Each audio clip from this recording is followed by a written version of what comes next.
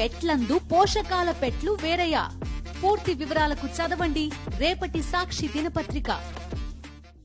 Drugs గంజాయిపై కొరడా జులిపిస్తోంది తెలంగాణ రాష్ట్ర ప్రభుత్వం. ఈ క్రమంలో సీఎం రేవంత్ ఆదేశాలతో రంగంలోకి దిగింది ఎక్సైజ్ శాఖ. టాస్క్ ఫోర్స్ బృందాలుగా ఏర్పడి ఆపరేషన్ ధూల్పేట్ మొదలుపెట్టింది. ఈ తనిఖీల్లో స్మగ్లర్లు, అమ్మకందారులు ఎన్ని అడ్డంకులు సృష్టించినా ఆగస్టు 31 వరకు తమ ఆపరేషన్ కొనసాగుతుందని, ధూల్పేటలో గంజాయి అమ్మకాల నిర్మూలన దిశగా ముందుకెళ్తున్నట్లు యంత్రాంగం స్పష్టం చేసింది. ఈ మేరకు 25 రోజుల నుంచి ఆబ్కారీ శాఖ సహా వివిధ పోలీసు బృందాలు ధూల్పేటలో ఇంటింటి సోదాలు నిర్వహిస్తూ జల్లెడ పడుతున్నాయి. దీనిపై మరింత సమాచారం ధూల్పేట నుంచి మా ప్రతినిధి రాఘవేంద్ర అందిస్తారు. తెలంగాణ ఎక్సైజ్ శాఖ ఆపరేషన్ ధూల్పేట్ కొనసాగుతుంది. గంజాయి రహితంగా ధూల్పేట్ ప్రాంతాన్ని చేయాలన్న ఆలోచనతో ఎక్సైజ్ శాఖ ఉంది. ఇప్పటికే పెద్ద ఎత్తున ఆపరేషన్ను ప్రారంభించింది.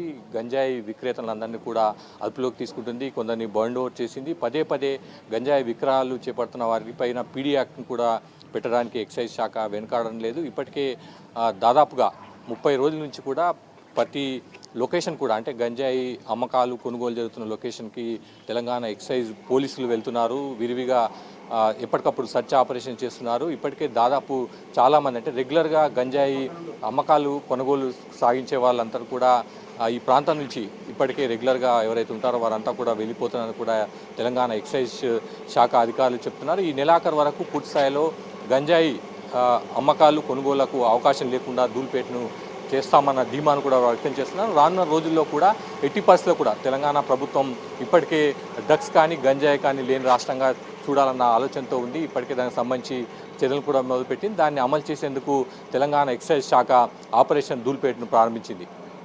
నారాయణతో కలిసి రాఘవేంద్ర, సాక్షి టీవీ. 2016లో ధూల్పేటలో నాటుసారా తయారీ నిర్మూలించేందుకు ఎక్సైజ్ అధికారులు విశ్వ ప్రయత్నాలు చేశారు. నాటుసారా కథ ముగిసిందని భావించారు. ఇప్పుడు అదే ధూల్పేట్ను కొందరు అక్రమార్కులు గంజాయి అడ్డాగా మార్చారు. ఇక్కడి నుంచే హైదరాబాద్ మొత్తానికి గంజాయి అమ్మకాలు జరిపే స్థాయికి దిగారు. 15 మందికి పైగా చెప్పుకోదగ్గ వాళ్లు ఈ వ్యాపారంలో కోట్లు గడించినట్లు సమాచారం.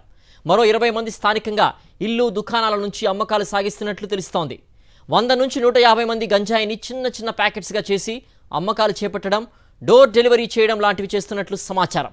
ఈ నేపథ్యంలో ధూల్పేటలో ఎక్సైజ్ శాఖ నిరంతరం తనిఖీలు చేస్తోంది. అనుమానితులు గంజాయి క్రయ విక్రయాలు చేస్తారన్న అనుమానితులపై ఇళ్లలో సోదాలు చేస్తూ ఉన్నారు. గంజాయి అమ్ముతూ పట్టుబడుతున్న వారిని జైలుకు పంపే పనిలో ఉంది ఎక్సైజ్ శాఖ.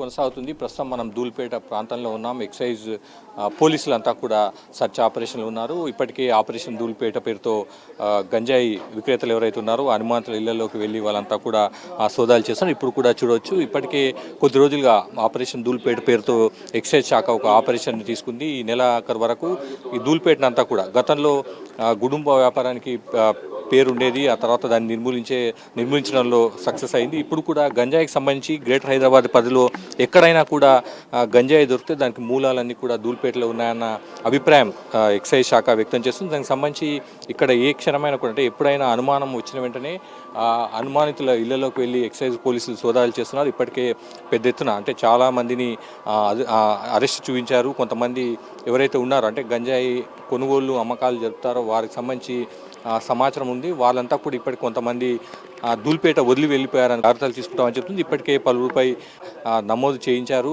ఎవరైతే అనుమాతులు ఉన్నారో వారందరినీ కూడా అదుపులోకి తీసుకుంటున్నారు. కౌన్సిలింగ్ కూడా చేస్తున్నారు.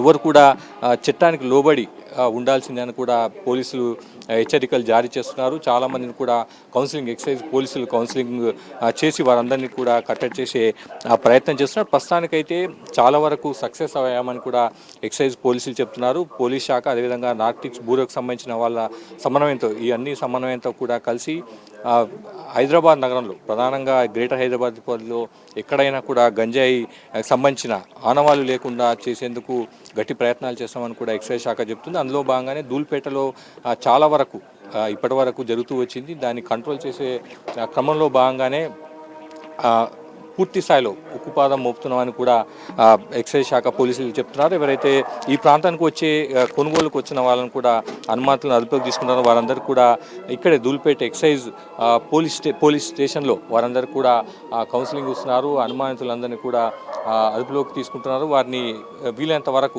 చట్ట పరిధిలో ఉండాలని, ఒకవేళ చట్టాన్ని అతిక్రమించినట్లయితే ఖచ్చితంగా కఠినమైన చర్యలు తీసుకుంటామని కూడా హెచ్చరిస్తున్నారు. మొత్తం మీద ఆపరేషన్ ధూళిపేట్ ప్రస్తుతానికి వీలైనంత వరకు గంజాయి విక్రేతలు అంటే గంజాయి కొనుగోలు అమ్మకాలు దాదాపుగా నిలిచిపోయాయని చెప్తున్నారు. రానున్న రోజుల్లో అదేవిధంగా కొనసాగుతున్న లేదన్నది కూడా మనం చూడాల్సి ఉంటుంది.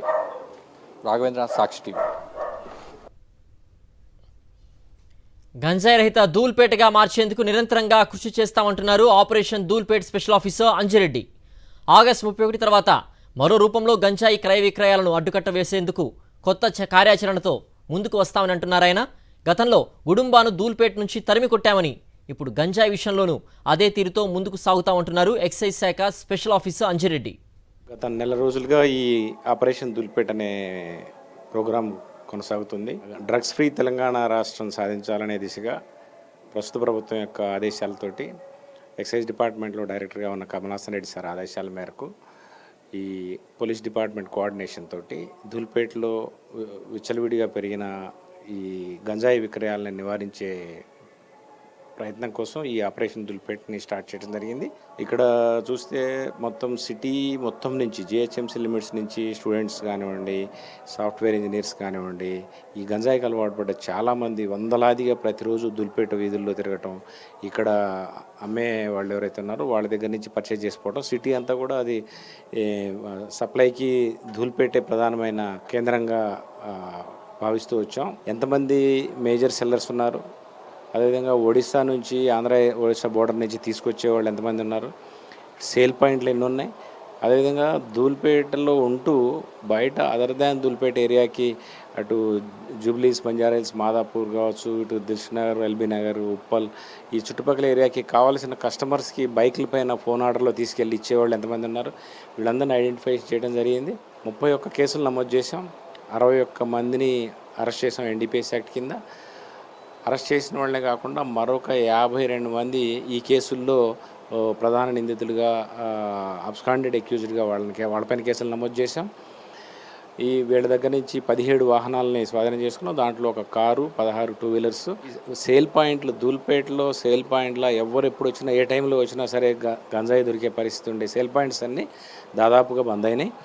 అదేవిధంగా మొబైల్ సేల్స్ ఏదైతే టెలిఫోన్ ఆర్డర్స్ తీసుకొని ఆ టెలిఫోన్లో వాళ్ళు ఎక్కడ పిలిస్తే అక్కడికి వెళ్ళి ఇచ్చొచ్చే వాటిని ఒక 4 గ్యాంగ్స్ ఎవరైతే ఉన్నారో వాళ్ళని ఇప్పటివరకు అదుపులో తీసుకున్నాం. ధూల్పేటలో ఈ గంజాయి దందా అనేది రోజు రోజుకి విస్తరణ ఏదైతుందో దాన్ని పూర్తిగా తుదముట్టించాలనే ఉద్దేశంతో ఈ టాస్క్ తీసుకున్నారు.